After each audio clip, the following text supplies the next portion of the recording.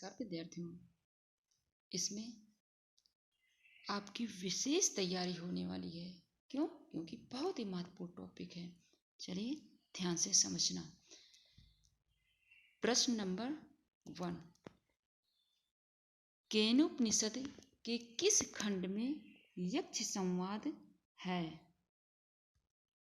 क प्रथम खंड, ख द्वितीय खंड, ग तृतीय खंड, घ चतुर्थ खंड। जल्दी से स्वयं सेलेक्ट करें और मैं आपको 2 सेकंड से 5 सेकंड तक टाइम दूंगी, और अगर कम लग रहा है समय तो आप वीडियो को रोक कर आप अपनी तैयारी अपने तरीके से कीजिएगा। तो केनोपनिषद के किस खंड में यक्ष संवाद है? ग तृतीय खंड में। नेक्स्ट, केनोपनिषद में देवताओं से यक्ष के रूप में प्रश्नकर्ता कौन है? क ब्रह्मा, ख देवता, ग औपनिषदिक ऋषि, घ इनमें से कोई नहीं। तो क ब्रह्म। नेक्स्ट, नचिकेता और यम संवाद किस उपनिषद में है? ध्यान से समझना। नचिकेता और यम संवाद किस उपनिषद में है? क केनोपनिषद, ख कठोपनिषद, ग ईशावास्योपनिषद, घ मुंडक उपनिषद।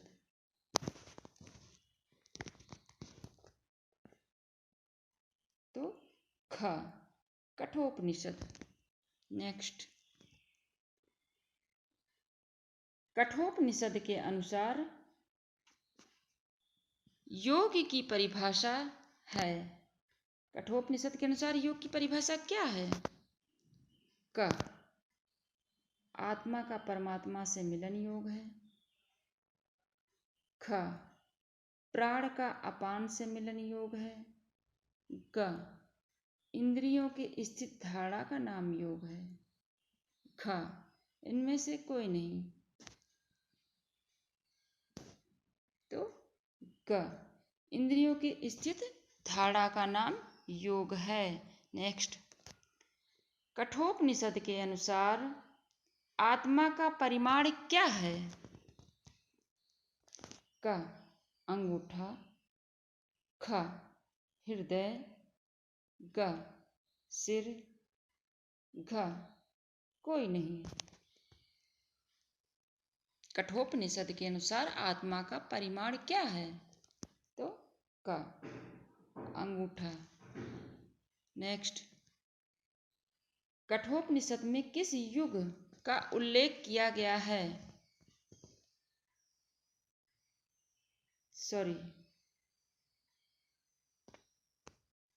कठोपनिषद के अनुसार किस युग नहीं, योग।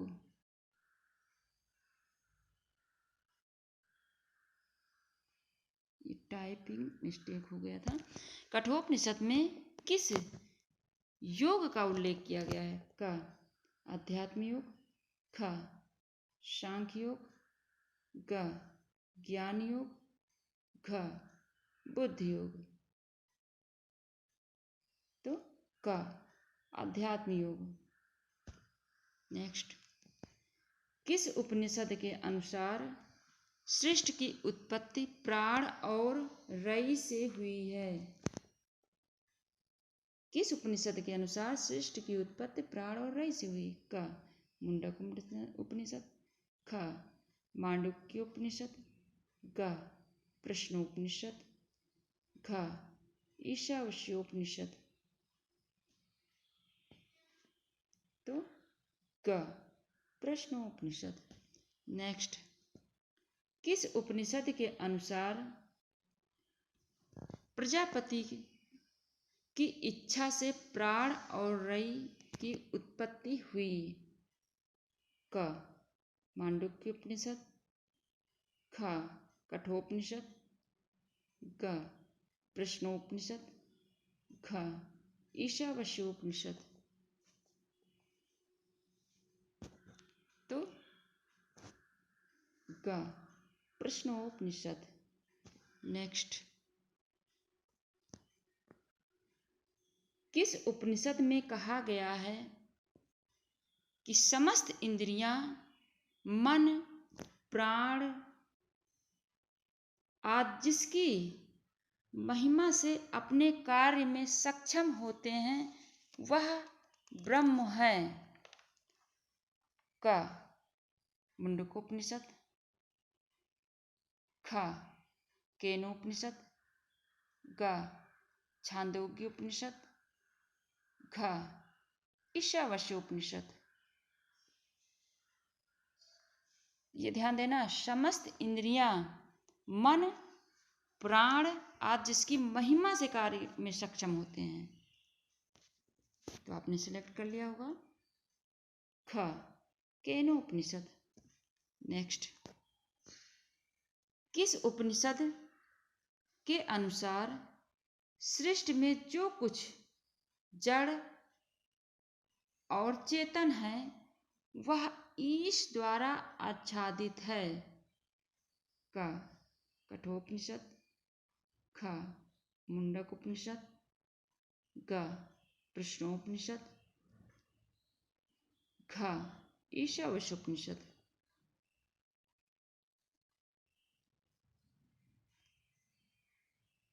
तो आपने सिलेक्ट कर लिया होगा घ ईशावास्योपनिषद होगा। नेक्स्ट, ईशावास्योपनिषद के अनुसार अमृत को कौन प्राप्त करता है? क जो केवल अविद्या की उपासना करते हैं, ख जो केवल विद्या की उपासना करते हैं, ग जो विद्या और अविद्या दोनों को एक साथ जानते हैं, ख उपरोक्त सभी। पहले क्वेश्चन को ध्यान से समझना, उसके बाद ऑप्शन को समझना, तब सिलेक्ट करना। तो ग जो विद्या और अविद्या दोनों को एक साथ जानते हैं। नेक्स्ट, उस उपनिषद में शरीर और इंद्रियों पर निर्भर रहकर जो आत्मा का हनन करते हैं उन्हें आसुरी कहा गया है। ध्यान समझना, किस उपनिषद में शरीर और इंद्रियों पर निर्भर रहकर जो आत्मा का हनन करते हैं उन्हें क्या कहा गया? आसुरी कहा गया है। क ईशोपनिषद, ख मांडुक्य उपनिषद, ग मुंडकोपनिषद, घ तैत्तिरीय उपनिषद। तो क ईशावास्योपनिषद। नेक्स्ट, लंबी आयु और बंधन मुक्त रहकर क्रमव्रत रहने का परामर्श किस उपनिषद में दिया गया है? ये क्रमव्रत यानी क्रम में अपने लगे रहना, क्रमव्रत नहीं। लंबी आयु और बंधन मुक्त रहकर कर्मरत का परामर्श किस उपनिषद में दिया गया है? क मुंडकोपनिषद, ख मांडुक्य उपनिषद, ग केनोपनिषद, ख ईशावास्योपनिषद। लंबी आयु की बात किस उपनिषद में बताई गई है और बंधन मुक्त रहना है? तो घ ईशावास्योपनिषद। नेक्स्ट, पंच प्राण की अवधारणा किस उपनिषद में है? क मुंडकोपनिषद, ख प्रश्नोपनिषद, ग छांदोग्य उपनिषद, घ कठोपनिषद। तो आपने सिलेक्ट कर लिया होगा ख पंच प्राण की अवधारणा प्रश्नोपनिषद में है। नेक्स्ट, जिसमें ऋग्वेद, यजुर्वेद, सामवेद, अथर्ववेद, शिक्षा, कल्प, व्याकरण, निरुक्त, छंद और ज्योतिष क्या ज्ञान होता है, वह विद्या है। वह कौन सी विद्या है, ध्यान समझना। जिसमें ऋग्वेद, यजुर्वेद, सामवेद, अथर्ववेद, शिक्षा, कल्प, व्याकरण, निरुक्त, छंद और ज्योतिष का ज्ञान होता है, वह विद्या कौन सी है। क परा, ख अपरा, ग दोनों, ख इनमें से कोई नहीं, तो ख अपरा विद्या। नेक्स्ट, किस उपनिषद में ब्रह्म और जगत दोनों को सत्य माना है।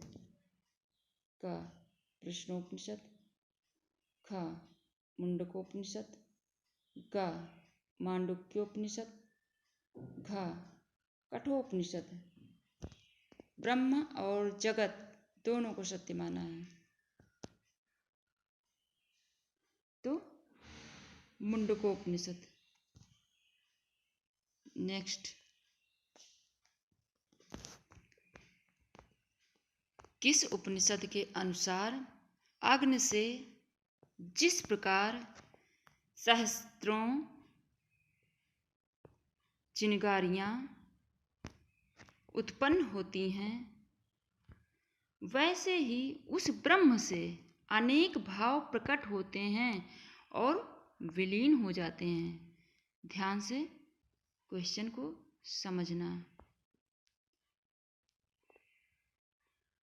किस उपनिषद के अनुसार अग्नि से जिस प्रकार सहस्त्रों चिंगारियां उत्पन्न होती हैं, एग्जाम्पल दिया गया है यहाँ पर, वैसे ही उस ब्रह्म से अनेक भाव प्रकट होते हैं और विलीन हो जाते हैं। क मुंडकोपनिषद, ख मांडुक्योपनिषद, ग प्रश्नोपनिषद, घ कठोपनिषद। तो क मुंडकोपनिषद। नेक्स्ट, किस उपनिषद के अनुसार मकड़ी जिस प्रकार अपने पेट से जाला, ध्यान समझना, ये क्वेश्चन पूछा गया है।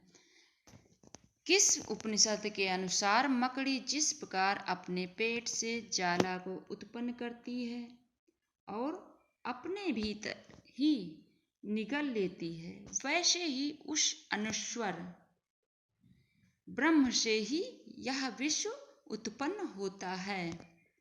का मुंडकोपनिषद, ख प्रश्नोपनिषद, ग तैत्तिरीयोपनिषद, घ कठोपनिषद।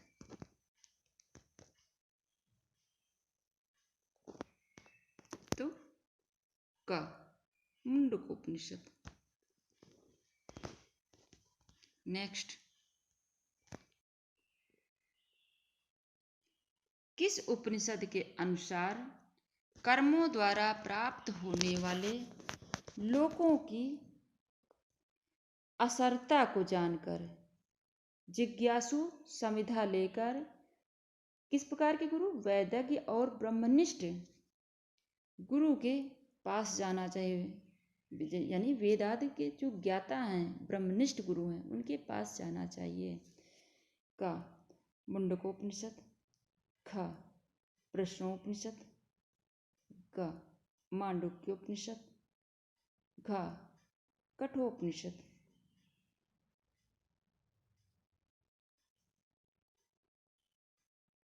तो आपने सिलेक्ट कर लिया होगा का मुंडकोपनिषद। नेक्स्ट, किस उपनिषद के अनुसार ध्यान का लक्ष्य कला रहित परमात्मा का दर्शन करना है। क मुंडकोपनिषद, ख प्रश्नोपनिषद, ग कठोपनिषद, ख मांडुक्य उपनिषद। तो आपने सिलेक्ट कर लिया होगा क मुंडकोपनिषद।